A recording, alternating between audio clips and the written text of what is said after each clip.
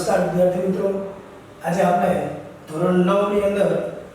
ત્રિકોણનું ક્ષેત્રફળ કઈ રીતના મેળવવું કે જે પ્રકરણ નંબર 12 હેરોનનું સૂત્ર છે તેનો અભ્યાસ કરીશું। તો સૌપ્રથમ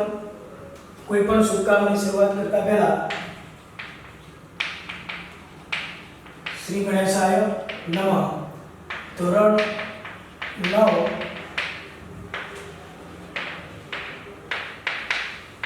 વિષય ગણિત પ્રકરણ નંબર 12 હેરોનનું સૂત્ર કે હેરોનનું સમીકરણ। હવે આનો સૂત્રનો ઉપયોગ ક્યાં કરવાનો છે અને કઈ રીતના ત્રિકોણનું ક્ષેત્રફળ મેળવીએ એની ચર્ચા આપણે આ પ્રકરણમાં કરીશું। સૌપ્રથમ 80 ગુણના પ્રશ્નપત્રમાં જેનો ગુણભાર આપણે ચેક કરીએ અને ગુણભાર છે 4, જેમાંથી એક વિકલ્પ હોય છે જે આવે એક 3 ગુણનો સવાલ કે 3 ગુણનો એક દાખલો પૂછાતો હોય છે, જેના કુલ ગુણ વિકલ્પ 1 અને 3 ગુણનો એક દાખલો સાથે મળીને કુલ 4 ગુણ થાય છે। તો સૌપ્રથમ આપણે ત્રિકોણ વિશે परिचय મેળવીએ। ત્રિકોણની ચર્ચા કરીએ ત્યારે સૌપ્રથમ તો તેની વ્યાખ્યા જોઈએ કે what is the meaning of triangle. ત્રિકોણ અર્થાત સમતલમાંના કોઈ પણ 3 ભિન્ન અસમરેખ બિંદુઓને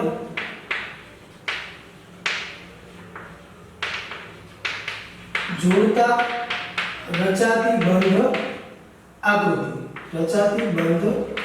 આકૃતિ કે જેને આપણે ટ્રાયેંગલ અર્થાત ત્રિકોણ કહીએ છીએ। તો આપણે ત્રિકોણની વ્યાખ્યા જોઈ એ અનુસાર આપણે આકૃતિ પણ એની લઈએ કે ત્રિકોણની આકૃતિ અને એના વિભિન્ન અંગો કેવા હોય છે।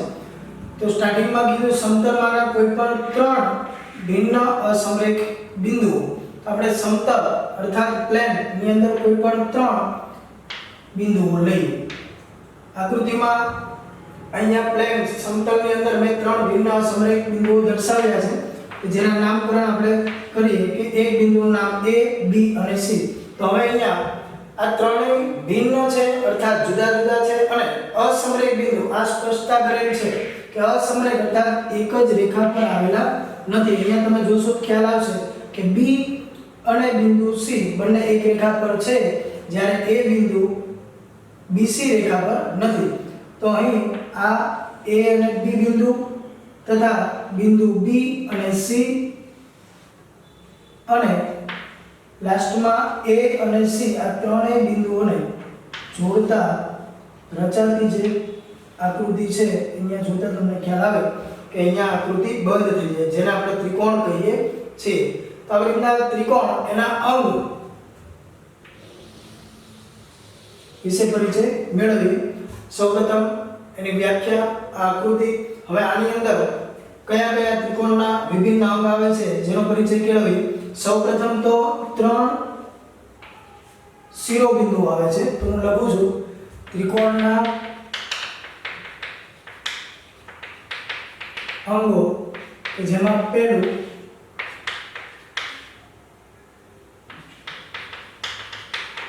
ત્રિકોણના 3 શિરોબિંદુઓ હોય છે। ત્રિકોણના 3 શિરોબિંદુઓ હોય છે। ત્યારબાદ અહીંયા શિરોબિંદુની વાત કરીએ તો A, B અને C થશે જે આપણે હમણાં લખીએ। ત્યારબાદ ત્રિકોણની 3 બાજુ અહીંયા જોતા તમને ખ્યાલ આવે કે ત્રિકોણની અંદર પહેલી બાજુ આ ABC ત્રિકોણની અંદર AB ગણાય, ત્યારબાદ BC અને AC। તો આપણે ત્રિકોણની 3 બાજુઓ હોય છે। થર્ડ નંબર ઉપર અહીંયા તમે જોશો તો બે બાજુઓ વડે એક ખૂણાની રચના થાય। સેમ ઇઝ વેલ અહીંયા AB અને BC આ બંને વડે ખૂણા B ની રચના થાય એ જ પ્રમાણે આ જે બાજુનું માપ આપણે લખ્યું AC અને બીજી બાજુ BC જે અહીંયા રેખાખંડ હતો એ મેં અત્યારે ચેક્યો છે તો AB અને BC જેના વડે પણ એક ત્રિકોણની રચના થાય છે અહીંયા માપ આપેલા નથી પરંતુ ત્રિકોણના 3 ખૂણાઓ હોય છે ત્રિકોણના 3 ખૂણાઓ હોય છે જેને આપણે ક્રમવાઇઝ બરાબર લઈ લઈએ શિરોબિંદુઓ તો કે પહેલું A B અને C બીજા નંબર ઉપર કે ત્રિકોણની 3 બાજુઓ હોય છે તો ત્રણેય બાજુઓ આપણે જોઈએ કે બાજુ A AB ત્યારબાદ રેખાખંડ BC અને રેખાખંડ AC ત્રિકોણના 3 ખૂણાઓ હોય છે ત્રીજી કન્ડિશન તો એના અનુસાર આપણે ત્રિકોણના 3 ખૂણાઓ પૈકી ખૂણો A એંગલ ઓફ A આ પ્રમાણે દર્શાવીશું ખૂણો A ખૂણો B અને ખૂણો C તો આ પ્રમાણે ત્રિકોણના વિભિન્ન અંગ એની વ્યાખ્યા અને એની આકૃતિ ત્યારબાદ હવે ક્ષેત્રફળ વિશે ચર્ચા કરીએ તો અગાઉ તમે ભણ્યા છો અને તમે જાણો છો એ મુજબ એરિયા ઓફ ટ્રાયેંગલ અર્થાત ત્રિકોણનું ક્ષેત્રફળ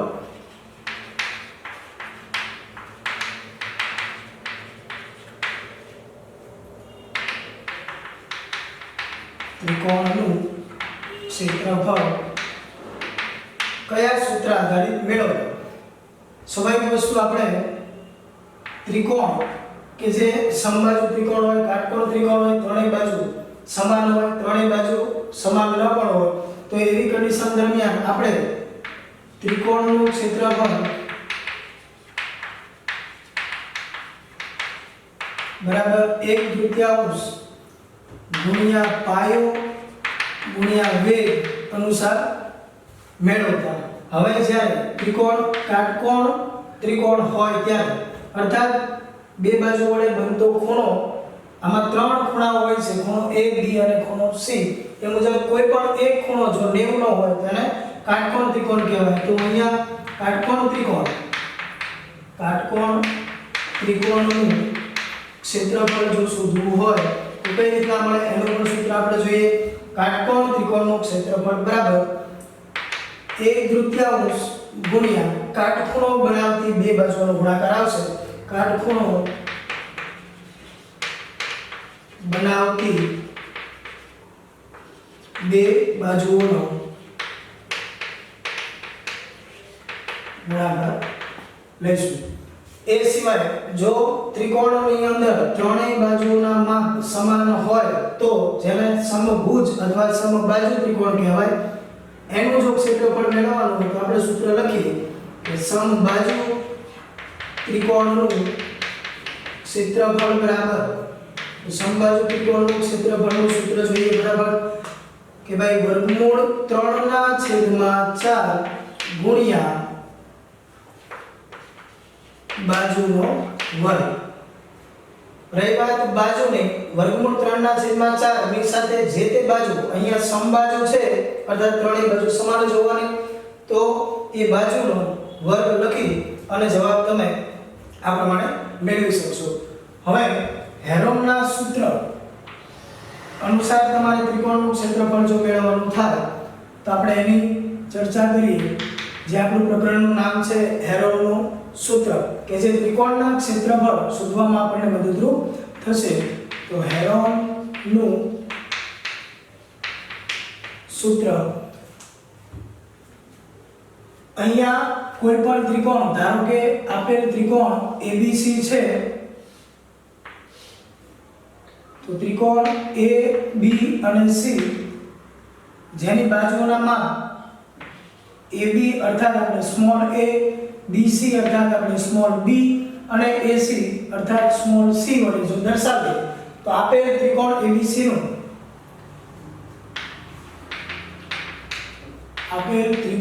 ABC નું ક્ષેત્રફળ બરાબર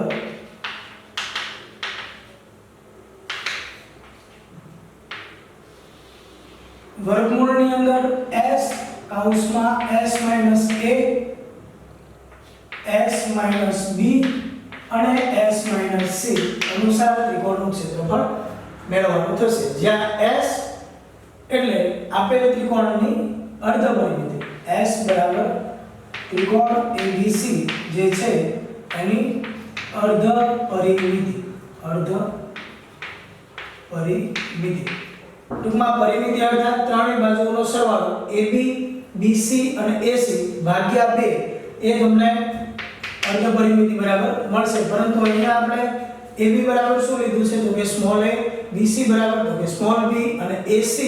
કે જે બાજુઓ છે એના માપ અનુક્રમે આપણે સ્મોલ a, સ્મોલ b અને સ્મોલ c લીધા છે, જે ત્રણેય બાજુઓનો સરવાળો ભાગ્યા 2 વડે આપણે ત્રિકોણનું ક્ષેત્રફળ ની અંદર ઉપયોગી આ અર્ધ પરિમિતિ મેળવી શકીશું. હવે એક એક્ઝામ્પલ સાથે આ સૂત્રનો ઉપયોગ કરીએ. સૌપ્રથમ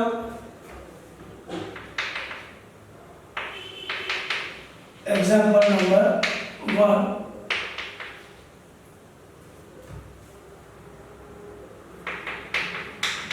ત્રિકોણની બાજુઓના માપ 5 અલ્પવિરામ 12 અને 13 હોય તેવા ત્રિકોણનું ક્ષેત્રફળ શોધો. આન્સરની શરૂઆત કરતા પહેલા ધોરણ 10 ની અંદર તમારા ટ્રાયેંગલ ત્રિકોણમિતિનો પરિચય સોલિડ ટ્રિગોનોમેટ્રી એનો અભ્યાસ કરશો ત્યારે તમારે આવશે કે આ 5, 12 અને 13 જે બાજુના માપ હોય એ ત્રિકોણની ત્રિપુટીના માપથી અર્થાત પાયથાગોરસના પ્રમેય અનુસાર જોઈએ કે અહીંયા જે બાજુના માપ આપ્યા છે એ કઈ કાટકોણ ત્રિકોણની રચના કરશે. કઈ રીતના તો કે અહીંયા એક બાજુનું માપ કે જે તમને 5 આપ્યું છે એ લઈએ, બીજી બાજુનું માપ 12 લઈએ તો સ્વાભાવિક વસ્તુ આ કર્ણ જે છે એનું માપ કેટલું થાય પાયથાગોરસના પ્રમેય અનુસાર તો કે 5 નો વર્ગ 25 પ્લસ 12 નો વર્ગ 144 બરાબર. આ બેનો સરવાળો કરીએ તો કેટલો થાય છે આપણે જોઈએ. 5 નો વર્ગ પ્લસ 12 નો વર્ગ બરાબર આ ત્રીજી બાજુ અર્થાત કર્ણનો વર્ગ થાય છે કે કેમ એ જોઈએ. તો અહીંયા ABC જો ત્રિકોણ હોય અને આ માપ AB નું 5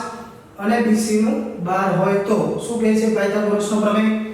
તો કે કાટખૂણો બનાવતી બંને બાજુના વર્ગોનો સરવાળો. અહીંયા આકૃતિમાં જુઓ તો કાટકોણ ત્રિકોણ અર્થાત 90 નો ખૂણો કઈ બે બાજુઓ બનાવે છે AB અને BC જે બંનેના વર્ગોનો સરવાળો અર્થાત 5 નો વર્ગ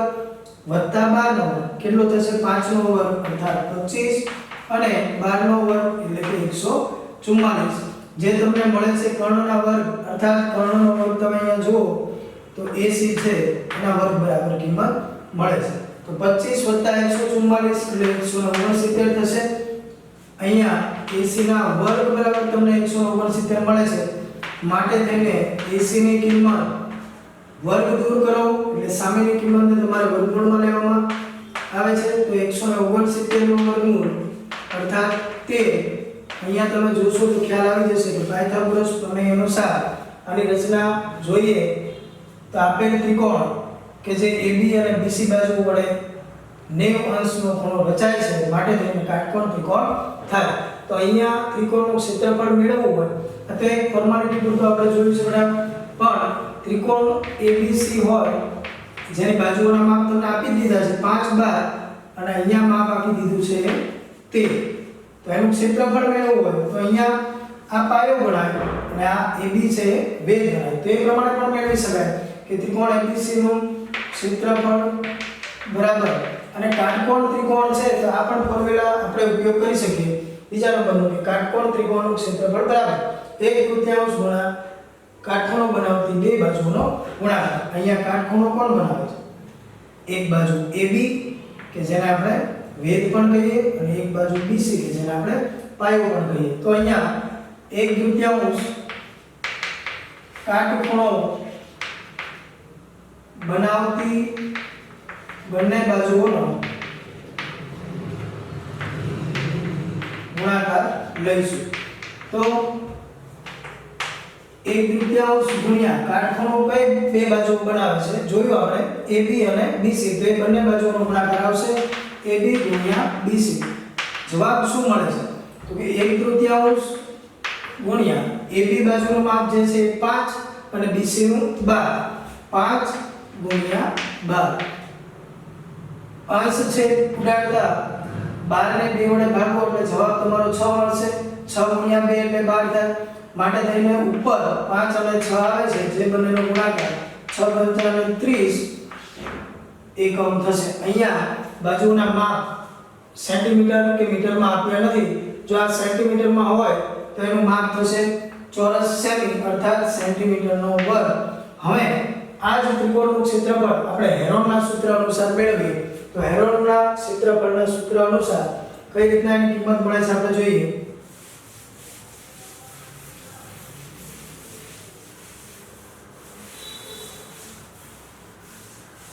ચાલો કાટકોણ ત્રિકોણ બનતો હતો એ આપણે જોયું એના આધારિત આપણે ક્ષેત્રફળ 30 સેન્ટીમીટરનો વર્ગ મેળવ્યો પરંતુ જો અહીંયા હેરોનના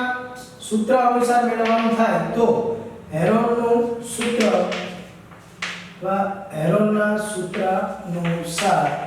આપેલ ત્રિકોણનું ક્ષેત્રફળ બરાબર સૂત્ર મૂકી અને એની અંદર કિંમત મૂકતા જઈશું પરંતુ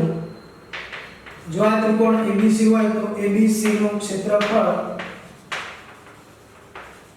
બરાબર વર્ગમૂળની અંદર s કૌંસમાં s - a s - b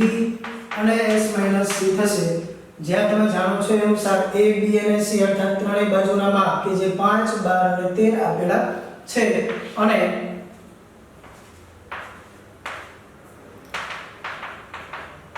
પાંચ 12 અને 13 તો આપણે સ્મોલ a બરાબર 5 લઈશું સ્મોલ b બરાબર 12 અને સ્મોલ c બરાબર 13 લઈ અને ફર્સ્ટ ઓફ આપણે એની ત્રિકોણની અર્ધ પરિમિતિ મેળવીશું અર્ધ પરિમિતિનું સૂત્ર s બરાબર શું થશે તો કે ત્રણેય બાજુઓનો સરવાળો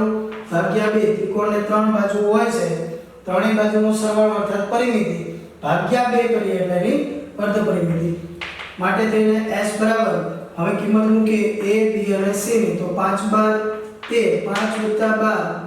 13 નો સરવાળો ભાગ્યા 2 શું આવે છે આમનો સરવાળો આ 13 ના 10 આ 12 ના 10 એટલે 20 3 ને 2 5 અર્થાત 25 ને 5 30 માટે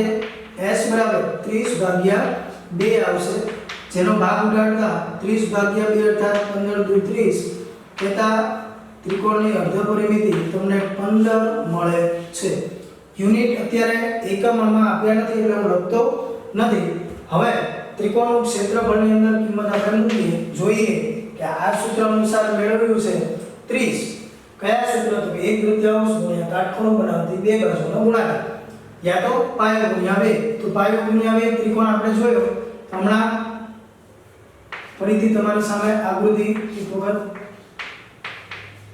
જોઈ દઉં છું કે 5 12 અને 13 તો આમાં પાયો ગુણ્યા 2 કરીએ એટલે કે બેટા AB ગુણ્યા BC કરીએ તો જે જવાબ આવ્યો 30 સેન્ટીમીટરનો વર્ગ એટલો જ આ સૂત્ર અનુસાર મળે છે કે કેમ જેની ચકાસણી કરીએ સૂત્રની અંદર કિંમત મૂકજો s કૌંસમાં s - a s - b s - c અહીંયા તમે જોશો તો અર્ધ પરિમિતિ આપણને કેટલી મળેલી છે s બરાબર 15 તો 15 કૌંસમાં s - a અર્થાત પહેલી બાજુ તો કે 5 પણ 15 s છે એટલે પહેલા લખીશું 15 માઈનસ પહેલી બાજુ 5 15 માઈનસ બીજી બાજુ 12 15 માઈનસ ત્રીજી બાજુ શું આવશે 13 15 માઈનસ 13 હવે આનું સાદુરૂપ આપણે આપવાનું છે તો પહેલા 15 બેઠા લખીશું જ્યારે ગુણાકારમાં 15 માઈનસ 5 છે અર્થાત 10 આવશે આ બંનેની બાદબાકી 10 જ્યારે 15 માઈનસ 12 એટલે કે 12 પછી 12 બાદ કરતા 13 14 ને 15 અર્થાત 3 વધે છે અને 15 માઈનસ 13 અર્થાત 14 અને 15 એમ કરતા 2 વધે છે હવે આ બધાયનો ગુણાકાર કરીએ તો આંકડો મોટો થશે અને એનું વર્ગમૂળ કે જે કદાચ આપણે ન જાણતા હોય, માટે થઈને આને ગુણાકાર સ્વરૂપમાં દર્શાવીશું. અર્થાત 15 છે તો એને આપણે 5 * 15 કહીએ, 10 છે તો એને 5 × 2 5 × 10 કહીએ અને લાસ્ટમાં 3 અને 2 ને બેઠા રાખીએ. અને આમાં જોવાનું ખાસ કે જો બે અંક એક સરખા હોય તો એને વર્ગમૂળની બહાર એક વખત લખીશું. 5 બે વાર આવે છે એટલે વર્ગમૂળની અંદર 5 નો વર્ગ થાય. તો 5 નો વર્ગ અને વર્ગમૂળ કેન્સલ થતા બહાર આપણે 5 લખીશું. જ્યારે 3 અને 3 પણ રિપીટ થાય છે તો 3 બે વાર તો 3 નો વર્ગ લખાય એનું વર્ગમૂળ એટલે 3.